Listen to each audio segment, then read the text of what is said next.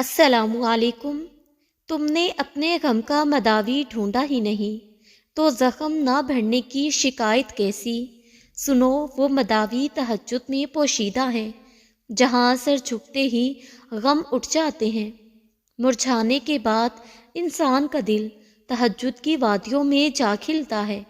تہجد عشق کی نماز ہے، اللہ سے محبت کی تکمیل ہے، جس کا ہر پہر اتنے کمالات چھپائے ہوئے ہیں کہ جب اللہ کا محبوب بندہ اللہ سے بات کرتا ہے تو وہ ہر شے کو دھیما کر کے صرف اور صرف اپنے بندے کی آواز سنتا ہے۔ اللہ تہجد پڑھنے والوں کی دعاؤں کا انتظار کرتا ہے، تو کیسے ممکن ہے جن دعاؤں کا انتظار کیا جائے وہ قبول نہ ہوں؟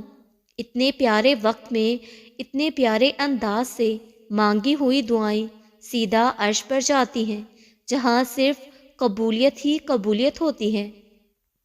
اشرف المخلوقات سے بھری اس دنیا میں ہم صرف ایک شخص کا انتخاب کرتے ہیں۔ ہمیں لگتا ہے کہ اس ایک انسان سے ہماری زندگی وابستہ ہے، وہ اچھا ہے یا برا، صرف اسی کو چنتے ہیں، اسی کے ساتھ خوش رہنا چاہتے ہیں، اسی کے سامنے رونا چاہتے ہیں، اسی سے باتیں کرنا چاہتے ہیں، اسی کے ساتھ مسکرانا چاہتے ہیں، اسی کے ساتھ چلنا چاہتے ہیں، اسی کے ساتھ جینا چاہتے ہیں، اسی کے ساتھ اپنی خواہشات کی تکمیل چاہتے ہیں اور اسی کے ساتھ خود کو مکمل کرنا چاہتے ہیں۔ ہمارے اپنے ہمارے لیے بہت کچھ کر کے بھی ہمیں بدل نہیں سکتے، لیکن وہ صرف ایک شخص ہمیں بدلا کر رکھ دیتا ہے۔ اماں صبح سویرے کئی ہیلے بہانوں سے ہمیں جگاتی ہے، لیکن کسی ایک شخص کی جستجو آدھی رات کو تہجد میں کھڑا کر دیتی ہے، اور ہم زاروں کی تار اللہ کے سامنے روتے ہیں اسے حاصل کرنے کے لیے۔ ہم لاپرواہ لوگ کئی لاڈ اور ناز نخروں کے بعد بھی اپنا خیال نہیں رکھتے، لیکن ایک شخص کے ساتھ جچنے کے لیے خود کو ہی بدل ڈالتے ہیں، کیونکہ وہ ایک شخص آپ کے لیے دنیا نہیں، آپ کی دنیا ہوتا ہے۔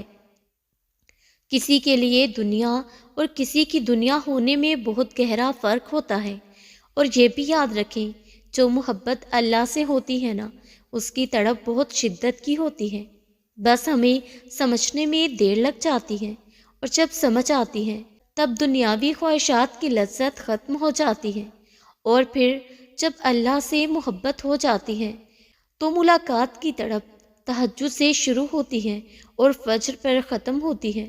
سچی توبہ کرنے والے کا ایک آنسو دوزخ کی آگ بجھانے کی طاقت رکھتا ہے۔ ہر چیز کی ایک علامت ہے، اور ایمان کی علامت نماز ہے۔ دوسروں کے جذبات اور احساسات کا احترام کرو، یہی وہ مقام ہوتا ہے جہاں انسانیت کی تکمیل ہوتی ہے۔ قدرت نے ہمیں ہمدرد اور نفیس دل دیا ہے، یہ الگ بات ہے کہ ہم حسد سے اسے پتھر بنا کر رکھ دیتے ہیں۔ دنیا کی عزت مال سے اور آخرت کی عزت اعمال سے ہے۔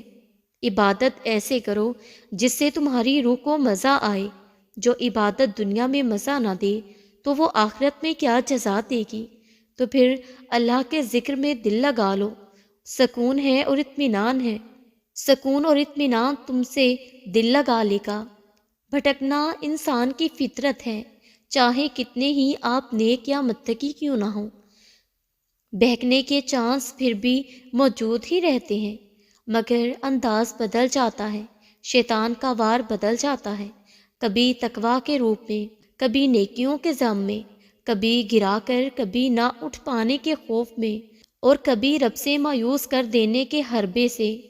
مگر یاد رکھیں، شیطان کی جیت اس دن تک نہیں ہو سکتی جب تک آپ خود ہار مان کر رجوع کرنا ترک نہیں کر دیتے۔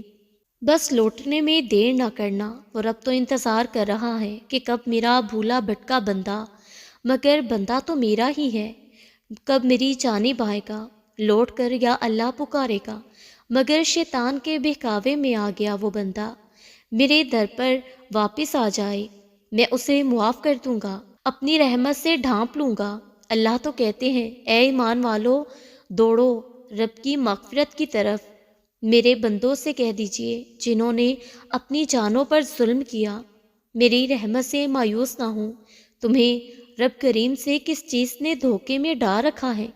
کتنی محبت ہے نا، گناہ کر کے آنے والے کو بھی اللہ بار بار اپنا کہہ کر بلا رہے ہیں۔ تمہیں مکمل ہونے کے لیے کسی کی ضرورت نہیں ہے۔ تمہارا اپنا وجود تمہاری ذات کی تکمیل کے لیے کافی ہے۔ اللہ پاک تمہارے لیے کافی ہے۔ تمہیں بس اللہ پاک کی ذات سے آشنا ہونا ہے۔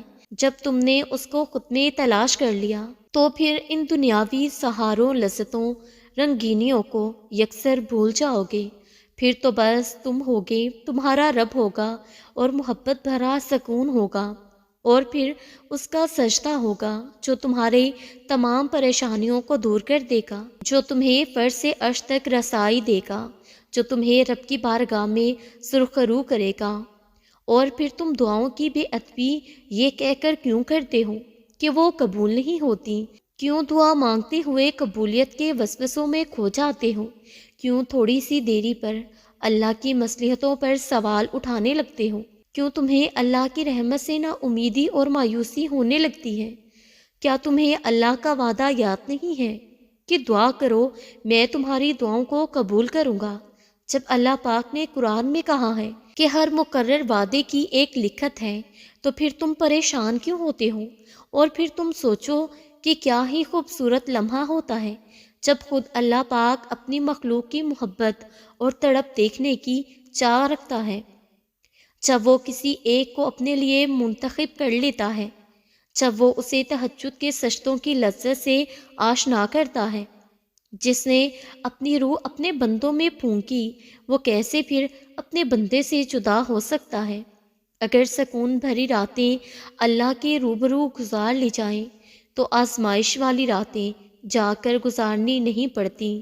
جو لوگ امن اور سکون کے دنوں میں اپنے رب سے غافل نہیں ہوتے، ان کا رب انہیں مصیبت اور آزمائش کے لمحوں میں اپنے قرب سے نوازتا ہے، تنہا نہیں چھوڑتا۔ اور تہجد تو محبت کی تکمیل ہے، اللہ سے محبت۔ میرا دل چاہتا ہے کہ میرا رب میرے لیے آسمان سے اپنی رحمتوں کی ایک خاص بارش نازل کرے، صرف میرے لیے، اور محبت سے میرا نام لے کر مجھے آواز دے اور کہے اپنا دامن پھیلاؤ، اور میں اپنے دامن میں اس بارش کا ایک ایک قطرہ سمیٹ لوں اور ہمیشہ کے لیے محفوظ کر لوں۔ ایسا نہ بھی ہو تو کوئی ملال نہیں، پھر بھی میرا دل چاہتا ہے، کیونکہ چاہنے میں کیا حرج ہے، میرا دل چاہتا ہے۔ اللہ رب العزت ہماری ہر التجا کو سنتا ہے، جو منہ سے کہتی جاتی ہیں اور جو ہم چاہ کر بھی کبھی کہہ نہیں پاتے۔ بس کبھی کبھار وہ ہمارا صبر آزماتا ہے، ہماری محبت کا امتحان لیتا ہے کہ کیا میرا بندہ مجھ پر اتنا یقین رکھتا ہے کہ میری رضا کے لیے انتظار کر سکے، مجھے راضی کرنے کے لیے صبر کر سکے۔ حضرت ابراہیم علیہ السلام کا قصہ یاد ہے، جب اللہ رب العزت نے ان سے حضرت اسماعیل علیہ السلام کی قربانی کا کہا تھا، اس لیے کہ اللہ رب العزت اپنے بندوں کی دعائیں بھی قبول کرتا ہے اور انہیں آزمائش میں بھی ڈالتا ہے، ان کی قوت ایمانی کا امتحان بھی لیتا ہے اور انہیں عرفہ و اعلیٰ مقامات پر فائز بھی کرتا ہے۔ حضرت ابراہیم علیہ السلام کی داستان عظیمت بہت دلچسپ ہے۔ ان کے لیے اللہ کی راہ میں بیٹے کو قربان کرنے کا حکم ایک بہت بڑی آزمائش تھی، لیکن حضرت ابراہیم علیہ السلام اس آزمائش میں بھی پورا اترے۔ یاد رکھو، دھتکار دینا اللہ رب العزت کی ذات کا حصہ نہیں ہے، اور دعائیں نہ تو عرش سے واپس موڑی جاتی ہیں اور نہ رد کی جاتی ہیں۔ بس پھر اگر کسی دعا کا جواب اب تک نہیں آیا تو تھوڑا صبر رکھو، کیونکہ اس دعا کو اللہ رب العزت نے بہترین وقت کے لیے اپنے پاس سنبھال کر رکھا ہے۔